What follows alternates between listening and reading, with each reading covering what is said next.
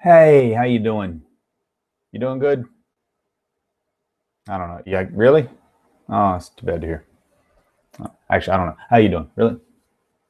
No? Okay. So anyway, yeah, I have no idea how you're doing because you're there. I don't even know what time you're watching this. For me, it's 4 o'clock on a Thursday. For you, it could be any time. It could be first couple of weeks of the semester. In that case, you're probably feeling all right. You're doing your studying, just watching a couple of videos on the tube of views. Maybe it's right before your exam, 4 weeks or so in the semester. It's okay. You're probably a little stressed, but you can do it. You'll be okay. Um, if you're watching this in like early December or like May, it's like the night before the final, and I'm one of 50 videos you've watched or plan on watching, hoping to God you can finally make sense of it all. Yeah, I don't know what to tell you there, man. I hope you do well, but yeah, hope you learned something. I mean, not the material that, I mean, maybe not. Just the whole idea of, watching stuff from chapter 1 or 2, like 4 months into the semester. Cramming never helps, man. You gotta treat it like a job. My son's just started college. That's the one thing I told him. Well, two. One is not to do anything stupid until the weekend. But I told him, I said, just treat school like a job, because that's pretty much what it is. Whenever your classes are, if you got morning classes, go like a 8 to 3. Don't go back to your dorm until 3 or 4. Just after class, go to the library, go somewhere, just study, do it then. Then when you go back to your room, you can just relax and not worry about crap. And the next day, you just start your job all over again. So what were we talking about? Oh yeah, my kid's in college. Anyway, it's no. So for today, for the general one, guys, I'm going to do dimensional analysis again, mainly because this early in the semester is not. I don't know what else to talk about, but I guess next time I'll do more about the atoms. But dimensional analysis early on is the one thing that people kind of need to figure out, and a lot of times it's the things that they're struggling with the most. And you really need to get it down early, because you get a chapter or two break when we get into atoms and molecules, naming and all that stuff. But once it comes back, when you start talking about reactions, then it comes back quite a bit. So you don't want to fret too much over the math side of how you set up your dimensional analysis. You just want to focus on the new stuff, all the moles and the molar mass and all this stuff that you may or may not have heard about because of what time it is. I did that last week. That's going to be my running theme for this season.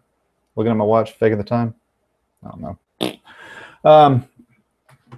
So what I'm going to do to kind of go over dimensional analysis, I'm going to do a couple of problems out of my book, which I tried to plug last time until I realized that you really can't see the white. I got to put it right up at the screen. Actually, that's general one. I'm a terrible guy at plugging. Right there. Plug. All right, that's general 2. But I'm a terrible self-promoter. I don't know why. We'll do a couple out of that book for reasons that will hopefully be apparent in a minute. But first one we're going to do,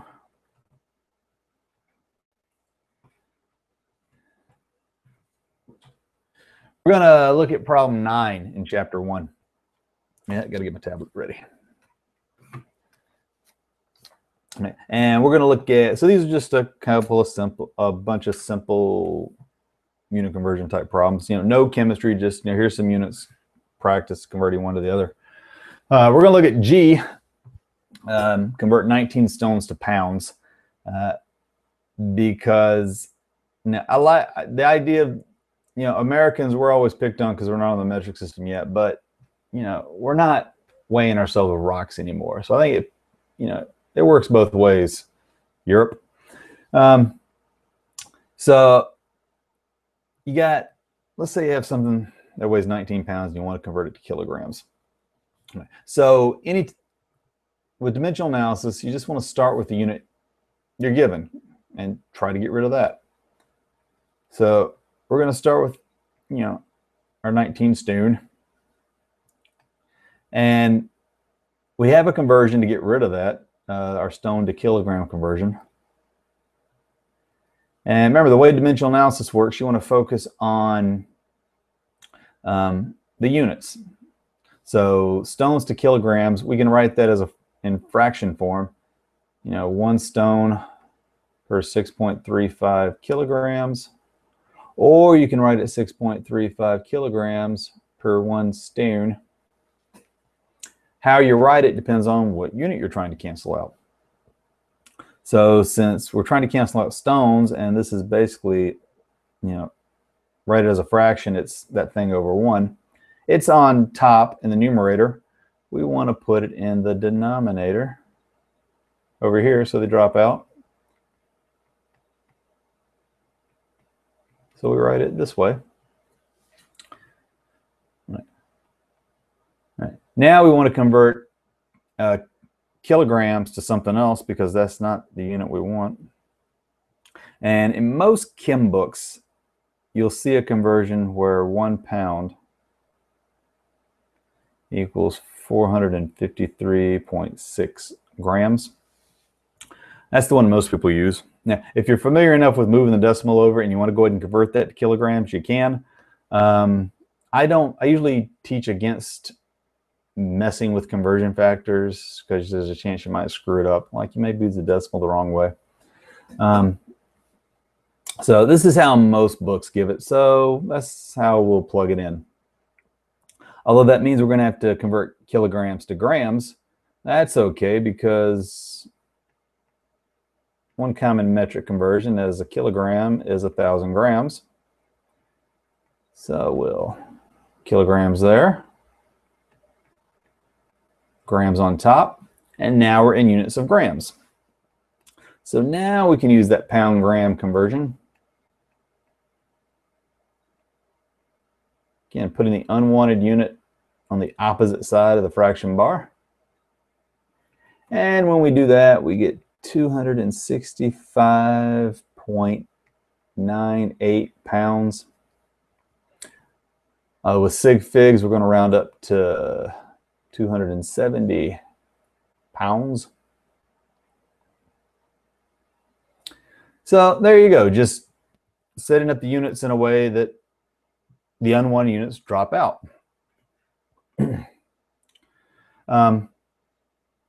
So let's try it with another example, and this time we're going to do problem 16 from my book. And you'll notice these are all gibberish, or I mean, I don't know, you might get all the references depending on how old you are or how eclectic you are. These are just made up conversions. So we'll look at B, Shazbots to kilofracks. So again, you start with the unit we're given, Shazbots. I always sound very silly when I'm doing these made up examples out loud. But that's not the unit we want. We want kilofracks, because we're assuming they're whatever universe, alternate dimension, they're using the same metric system. We could make up a metric system, but let's not get carried away here. So we have a conversion here. 1 Shazbot equals 3.85 fracks. I'll make frac one of the search terms on YouTube. I know how to get people here. So and you set the units across from each other. Now we're in units of fracks. And if they're using the same metric system we are, 1 kilofrac is equal to 1,000 fracks. So again, our fracks is on the top here. We'll put it on the bottom here. And that drops out. And now we're at the unit we want. So we stop, whip out our calculator, and you get 0.71995 kilofracks. But we're going to round up to 3 sig figs, which would give us 0.720 kilofracs. Right. And going back to the sig figs things we talked about last week, that's 3 because there's a decimal place. That's just 2 because there's no decimal place. If I put a decimal place there, now we got 3.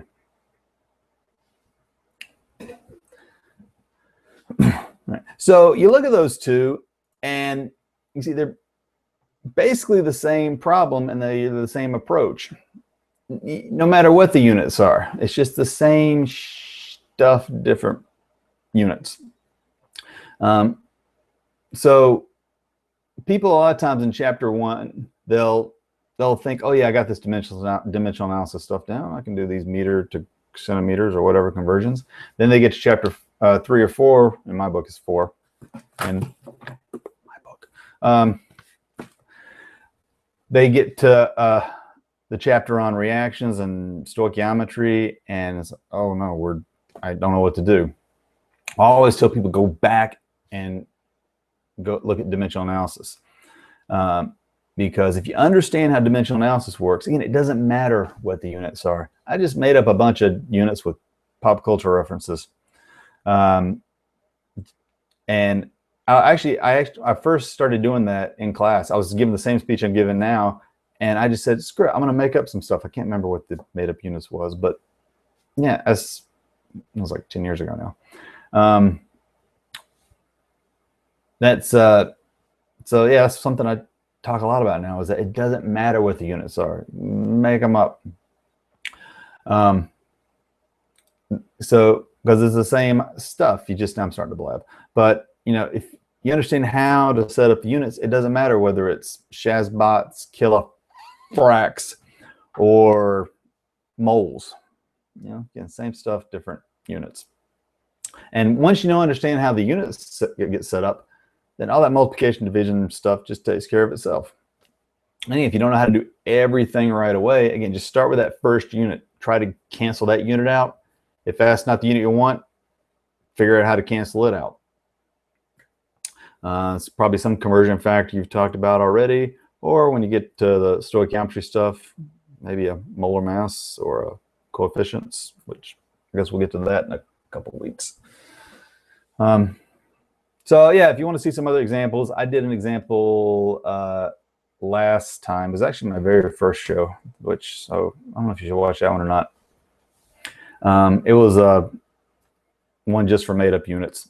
But if you want to see another one with real units, back on my old website, General Chem Concepts, whatever it's called,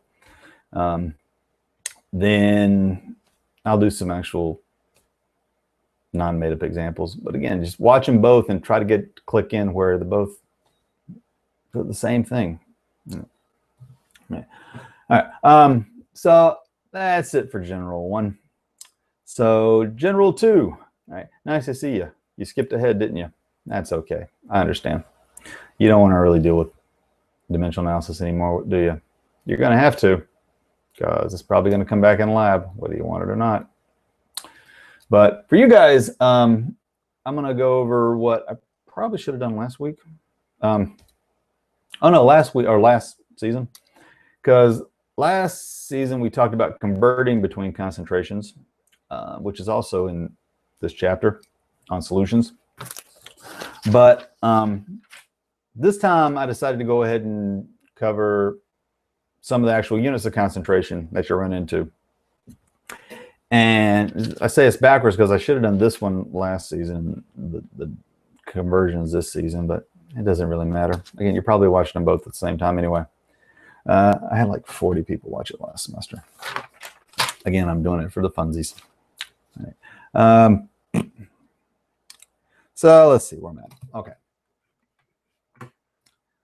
So in General 2, you usually talk about 5 or so common, 5 common units of concentration. We usually start by revisiting. Oh, I need my pad back. By revisiting the molarity term. So again, molarity, you had that a lot in General 1. It's, you know, moles of solute over the liters of solution. In General 2, you get introduced to another somewhat similar unit called molality, and that's moles of solute, so it's mole-based.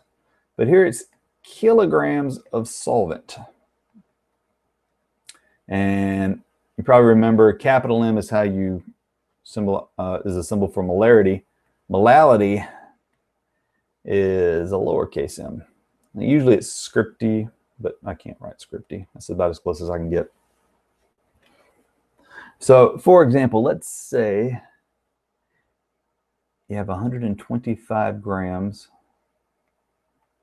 of sodium chloride and 500 grams of water.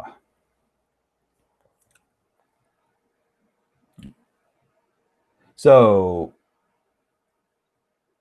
we want to convert that to a molality, because molarity, we did that a lot last semester. So I'll skip that for time. So first thing we want to do, we have to convert our sodium chloride to moles using molar mass. See, I told you we're going to have to do that dimensional analysis stuff again. Didn't believe me, do you? So it's 1 mole for every 58.44 grams. And that gives you 2.14 moles.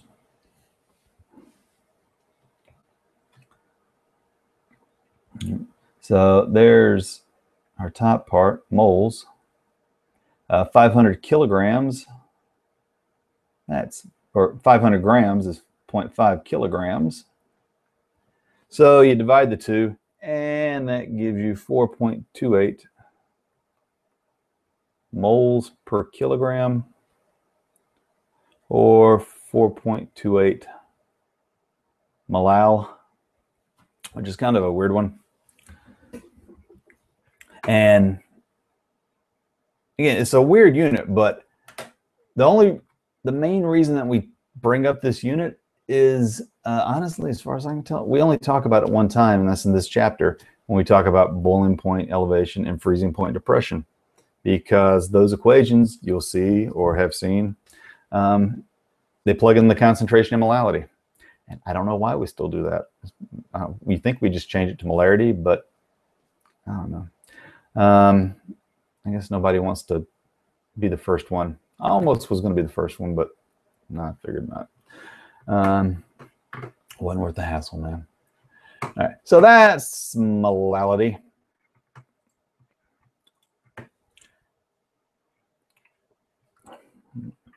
So another way that we can express concentration, and for most folks in the non-science class in the regular world, this is how they usually do it, and that's by percentages.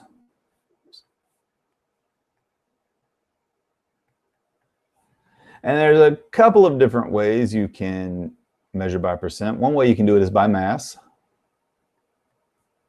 So again, it's just percent math. You take the mass of the solute or whatever you're trying to measure. Sometimes you do it with the solvent.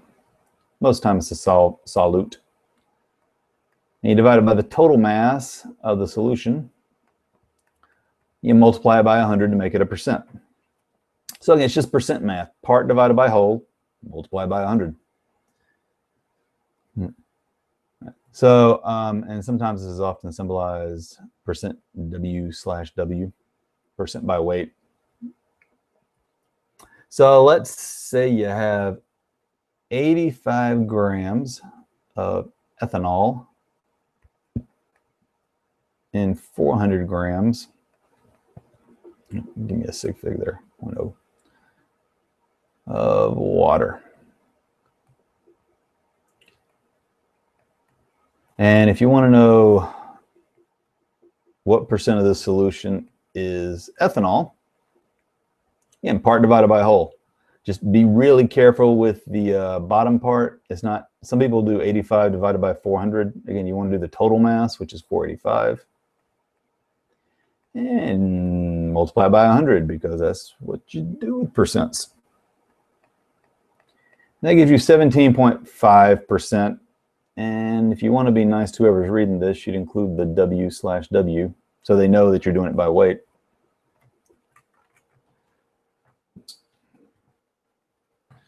As another way you can do it is by volume. Oops. But it's the same idea, except now instead of part divided by whole of mass, it's part divided by whole of volume. So let's take that same solution we had before, 85 grams of ethanol, 400 grams of water. And let's see what that is when you express the ethanol. Ooh, ugly H. Not a prettier H too. When you express the ethanol volume as a percent by volume, or ethanol percentage concentration as a percent by volume. I can't talk and write at the same time. You'd think I would, it being my job, part of my job. All right. So water, it's 1 gram per mil. So 400 grams is 400 milliliters. Milliliters.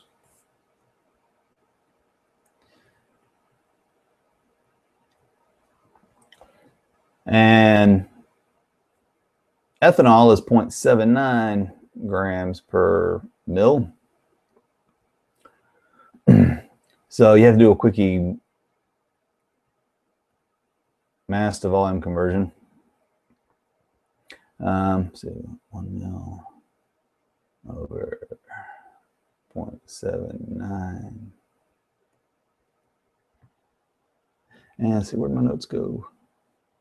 It gives you 108 milliliters. So you have 108 milliliters of ethanol. Your total volume would be 508.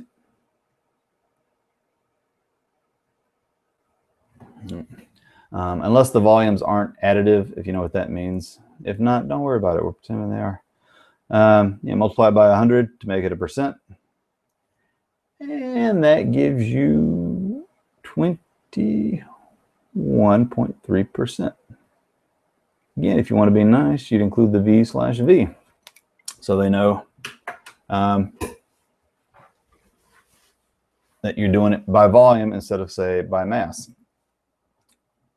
And you can also, there's another one you can do, which is a percent, actually, weight. Like a weight volume percent, which technically isn't a percent, but sometimes you'll see the mass of the solute. And mass is usually in grams over the volume in milliliters. You multiply by 100. You might see that one every now and then. But a couple things in general about these percentages. One, you notice I use grams for the mass, milliliters for the volume. It doesn't really matter what the masses and volumes are, as long as they're the same on the top and bottom, so they cancel out. Also, you'll notice I talked about being nice and including the V/V or the W/W, because you'll notice those we're using the same solution for both those percentages, and we got two different numbers. What was it? 17.5% when you do it by mass, 21.3% by volume. You can also use ethanol. Most folks know that is drinking alcohol. This is actually one reason why some people think the myth of weak American beer came to be, because America, being America, we did things different from everybody else. Most folks went, hey, let's do percent by volume because we're dealing with liquids. That makes sense, right? But America, for whatever reason, and there probably is a reason that you know, but I don't have the time to Google it. I do, but I just don't want to. Or ask historian if you want. But we did it. Americans did it by mass. So you saw from those, when you get a smaller number when you do it by mass.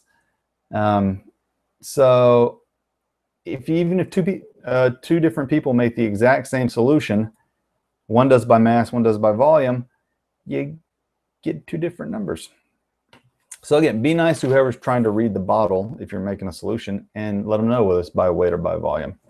Sometimes you can tell, but not all the time. Or you can take an inspired guess. So, yeah.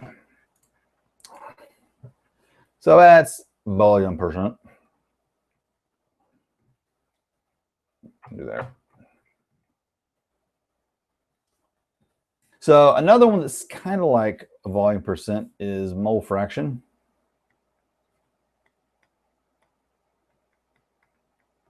And it's sometimes symbolized with a X or maybe a Greek letter chi. Really, it's the same two slashes, so it doesn't really matter.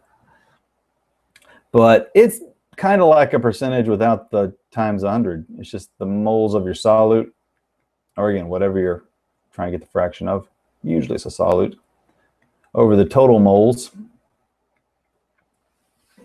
You just don't do it by percent because it's a mole fraction, not a mole percent. I guess you could do mole percent, but people didn't do that.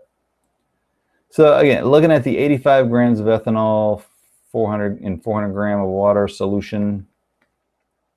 If you convert these two to moles, you get 1.85 moles of ethanol and 27.7 moles of water. So it's 1.85 moles divided by a total. Again, don't forget to do the total. I see that a lot. Again, no multiplying because it's just a fraction. And you get 0.0625. And it's unitless because the units dropped out, and fractions by definition are unitless. All right. So finally, one other one you may run into, maybe not in Gen Chem as much, but this one you see outside of science classes. It pops up every now and then in other places. And that's parts per million.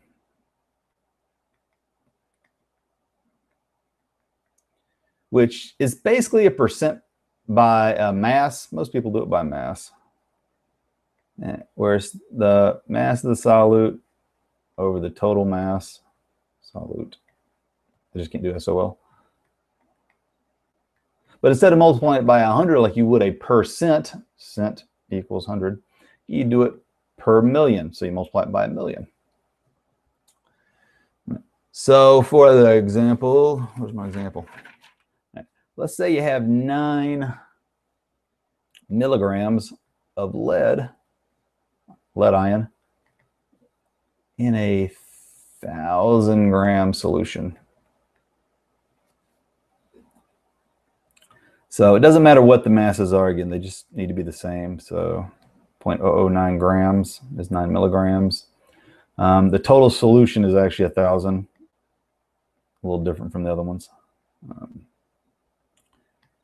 So if you did a percent, you would get 0.0009%, which is kind of a small number. But if you did it by parts per million, it would be 9. And parts per million, I forgot to say up here, is abbreviated ppm. So you'll often see parts per million used for really dilute solutions because, yeah, a few milligrams in a kilogram of solution, that's really dilute. So parts per million lets you work with more normal looking numbers.